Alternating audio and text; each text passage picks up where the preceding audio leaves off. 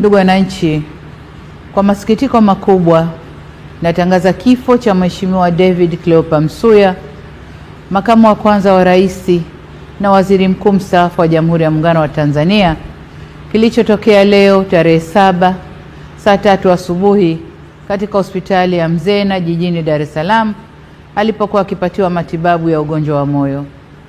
Hayati Cleopa David Msuya ameugua kwa muda mrefu na amekuwa akipatiwa matibabu ndani na nje ya nchi, ikiwemo jamaa, marafiki na Watanzania wote kwa msiba huo mkubwa kwa taifa. Aidha, ninatangaza siku 7 za maombolezo ambapo bendera zitapepea nusu mlingoti kuanzia tarehe 7 hadi tarehe 13 mwezi huu wa 5.